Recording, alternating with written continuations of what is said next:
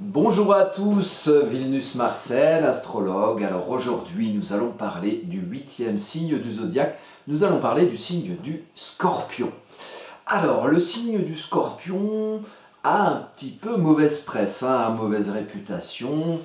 Je vais un peu vous expliquer pourquoi et je vais aussi vous expliquer pourquoi finalement cette mauvaise réputation devrait s'accompagner d'une très bonne réputation puisque comme dans tout en astrologie, il n'y a rien de bon ou de mauvais. Tous les signes ont des qualités, les énergies ont des qualités, les énergies ont aussi ce qu'on considère comme des défauts ou que moi je considérerais plutôt comme des challenges. Alors, allons voir un petit peu ce qu'il en est au niveau de l'énergie du Scorpion. Alors, pour démarrer, comme d'habitude, on en arrive au glyphe du Scorpion et puis à ce petit animal qui est le Scorpion et qui, bien que tout petit, peut faire bien du mal. Puisque, et ça dénote de l'énergie du Scorpion. C'est une petite bête là qui gambade un petit peu là, sur son sol, là, à ras du sol. Et donc on peut facilement l'écraser quelque part. Ça a l'air comme ça au premier abord fragile. Et pourtant le Scorpion, si on l'écrase et qu'on le rate, on risque tout bonnement de mourir, de mourir physiquement, puisque la pique empoisonnée du Scorpion fait des dégâts qui peuvent être irréversibles. Et là, on a les deux côtés du Scorpion dans l'énergie qui représente aussi ce rapport dominant-dominé. Souvent, les gens qui ont beaucoup de scorpions dans leur thème, ou qui ont un soleil en scorpion, ou qui ont un ascendant scorpion, ou un amas de planétaires en scorpion, peuvent être incités à ou rencontrer ce genre de rapport aux personnes. C'est-à-dire que en début de vie, on peut être un petit peu victime, et puis on peut avoir parfois le sentiment de pouvoir transcender ce rôle de victime qu'on peut, parce on est un peu fragile avec ses émotions. C'est des émotions, l'énergie Scorpion, c'est un signe d'eau, c'est des émotions très puissantes qui vont vraiment au fond de soi, jusqu'à dans ces zones d'ombre et ces noirceurs. Et une des zones d'ombre peut être ce côté parfois un peu victimaire, souvent en début de vie. Et pour le transcender, on peut avoir tendance à aller vers l'opposé, c'est-à-dire avoir un rapport de dominant, voilà, et quelque part de bourreau.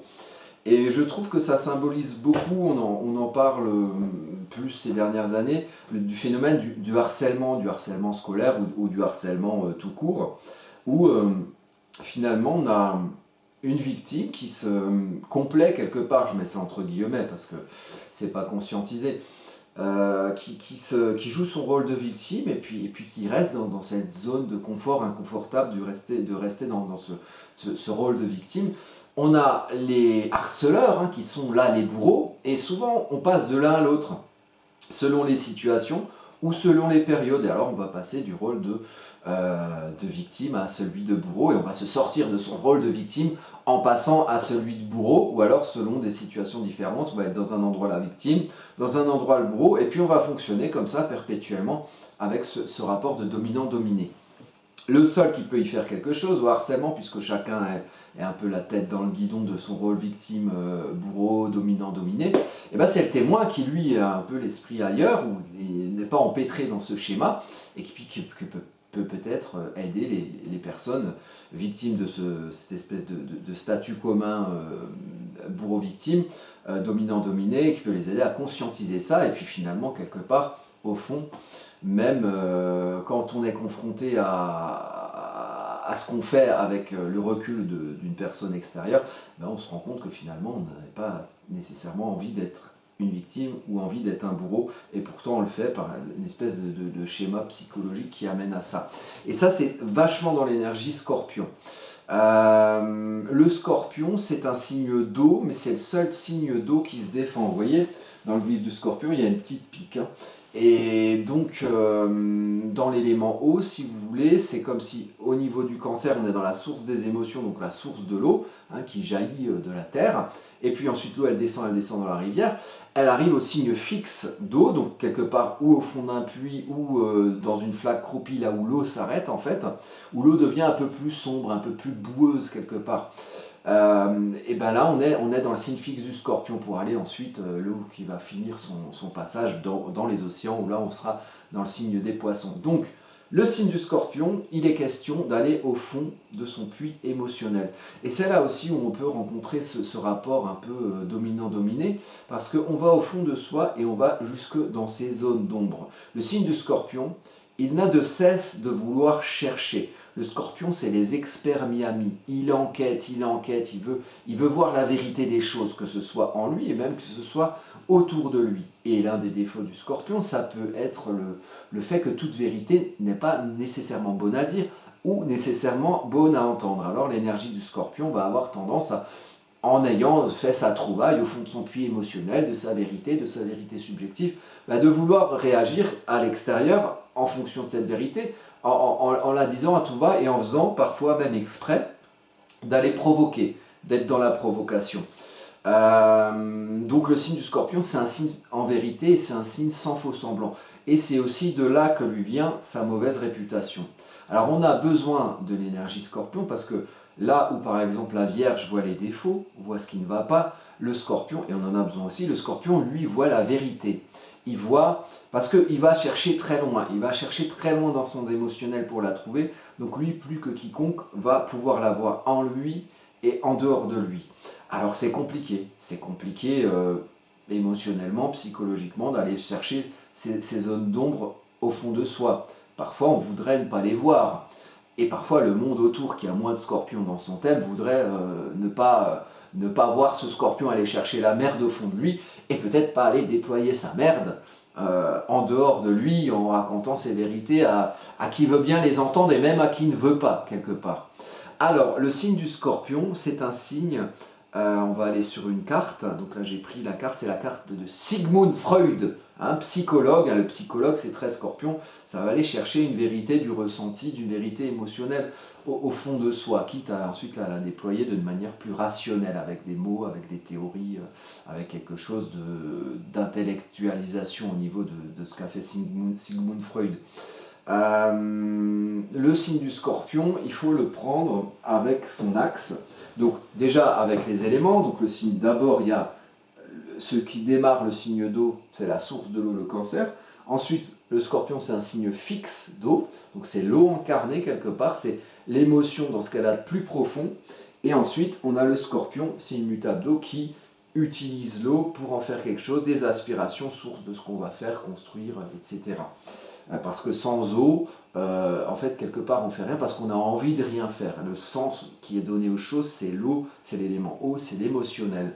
Le Scorpion doit aussi être pris dans son axe, avec l'axe qu'on appelle l'axe des possessions, Scorpion-Taureau. Le Scorpion, il va chercher l'eau au fond de son puits émotionnel. Il va aller la chercher, il va aller fouiller bien au fond pour aller trouver cette eau. Et si l'eau, elle reste au fond du puits, quelque part, elle ne sert pas à grand-chose. Donc le but de la manœuvre, c'est d'aller faire prendre le soleil à cette eau, et donc de la sortir. Et quand on a de l'eau au fond d'un puits, il faut un petit seau là pour qu'on tire, pour le ramener à la surface, et pour ensuite irriguer sa terre. Et c'est donc grâce à la force du Taureau, qui est beaucoup plus dans la matière, beaucoup plus dans le concret, alors que le Scorpion, quelque part, il va chercher une vérité émotionnelle au fond de lui. Il est détaché de la matière. Il s'en fout, lui il veut la vérité. Et bien c'est avec cette vérité-là que le Taureau, avec sa force, il va pouvoir tirer le seau et qui va ensuite pouvoir irriguer sa terre pour y faire pousser et les petits légumes, et les pâtissons, en veux-tu, en voilà, les brocolis, des tomates ou que sais-je. Donc la force du Taureau, matérielle, concrète, avec la vérité du Scorpion qui sonde la vérité en soi et qui permet d'irriguer la terre du Taureau, qui, sans cette vérité Scorpion, donc sans cette vérité émotionnelle, on ne travaille pas sa terre si on ne sait pas pourquoi. Et le pourquoi du comment, ça peut être cherché dans sa vérité émotionnelle Scorpion.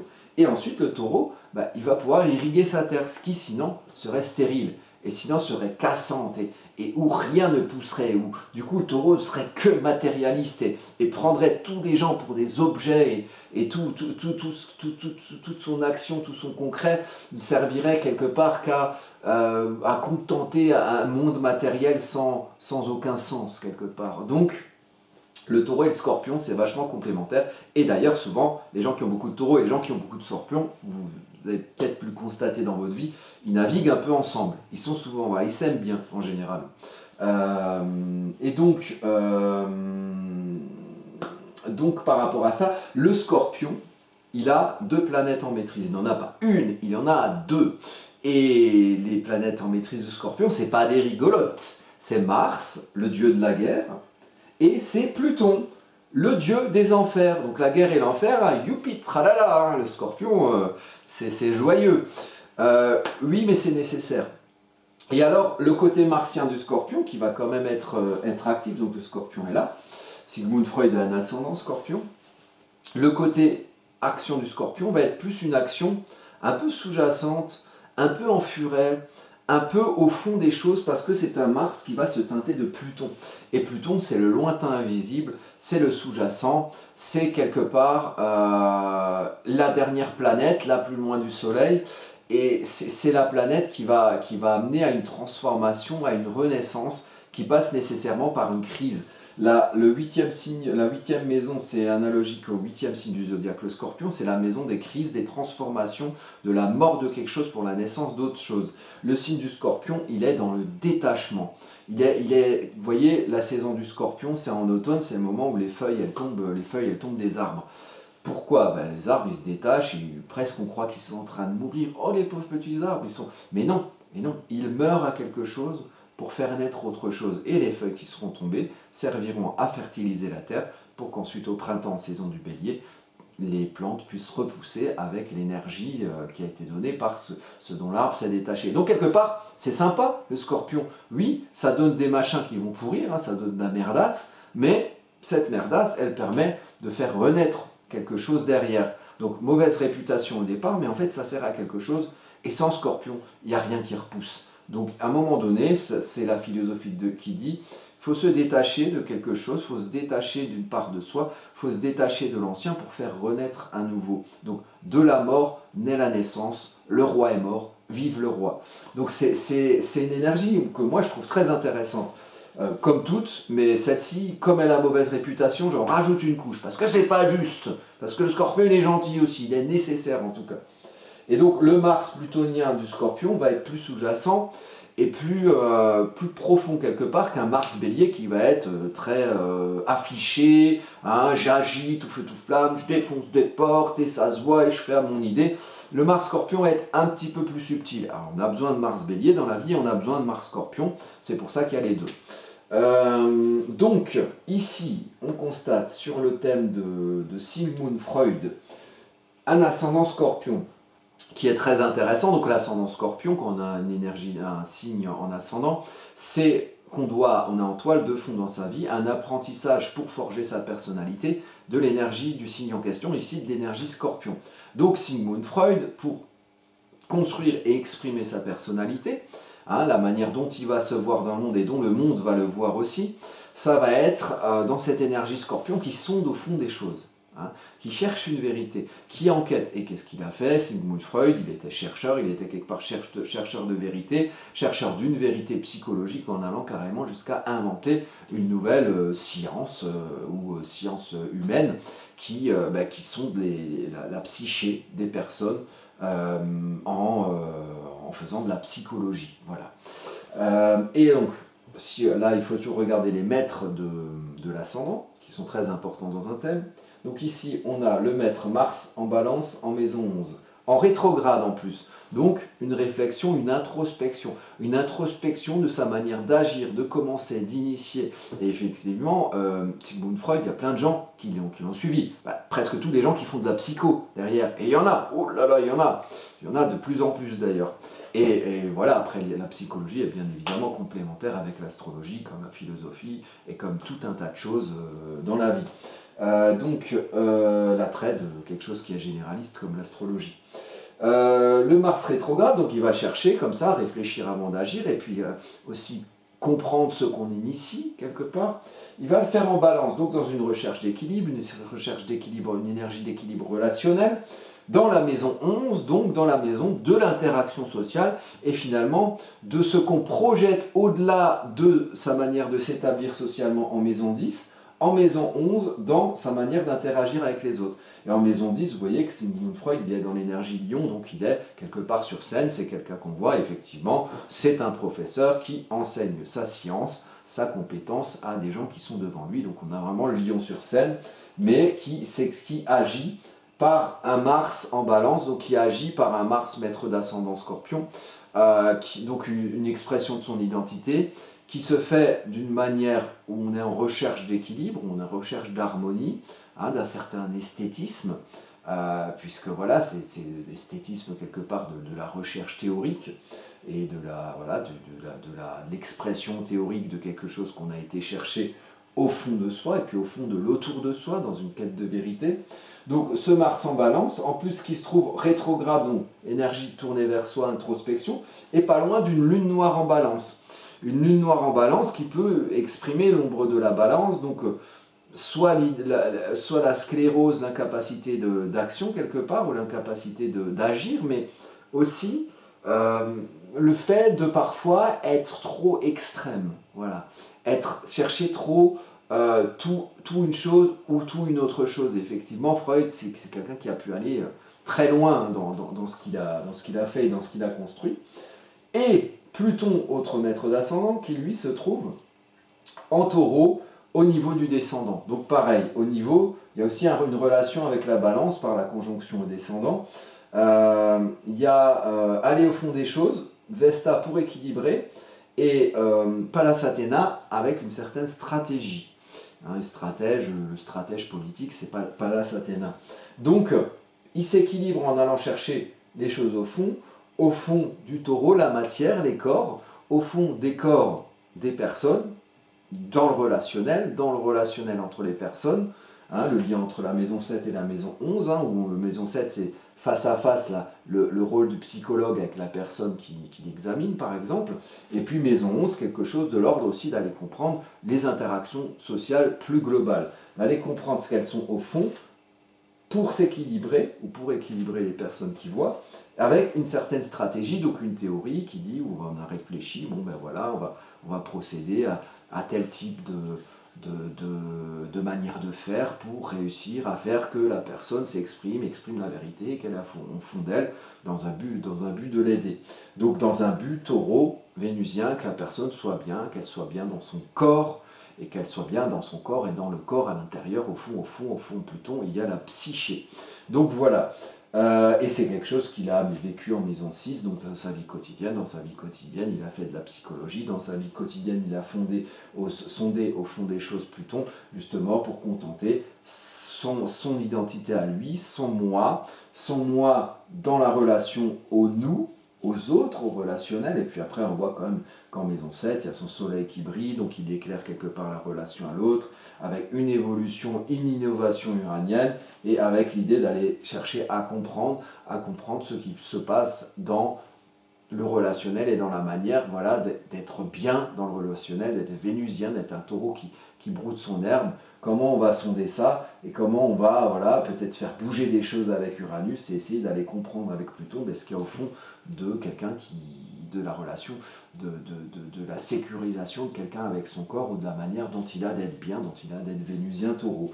Et c'est par cette force qu'il a eu lui pour aller projeter sa vérité au sein du relationnel qu'il a pu faire briller sa vérité à lui qui éclairait au fond de son puits et qu'il a pu la faire sortir grâce à la force taureau et grâce à sa capacité à être ancré dans le relationnel aux autres. Parce que s'il avait tout fait tout seul, il serait resté au fond de son puits, il ne se serait pas servi du taureau et personne n'aurait connu la psychologie, ou alors on l'aurait connu d'une autre manière par le truchement d'un autre gourou ou d'un autre prophète de cette science, de cette science humaine, de cette science qui sonde la vérité au fond des gens. Voilà, et bien écoutez, voilà, c'était le signe du Scorpion. Moi je vous invite toujours, hein, si vous le souhaitez, si vous souhaitez prendre des cours d'astrologie, eh bien vous allez à l'espace réservation dans mon site AstroCaca, voilà, et puis vous réservez un créneau. Alors les cours d'astro, vous voyez, c'est ceci, il y a trois modules différents. Là par exemple, le lundi, tous les lundis, il y a le module 1 qui est pour les débutants, tous les mardis, il y a le module 2 approfondissement, Et donc pour les gens qui pratiquent déjà, et le module 3, pareil, les gens qui pratiquent et qui veulent un peu faire plus de recherche en astrologie, aller plus loin. Donc voilà, si vous voulez vous inscrire, hein, vous cliquez sur hop, je veux m'inscrire, et puis hop, vous vous inscrivez. C'est 25 € le cours d'1h30, hein, et puis voilà, après le cours, je vous donne à chaque fois des éléments aussi un peu concrets, un peu de texte pour que vous ayez aussi quelque chose de palpable chez vous.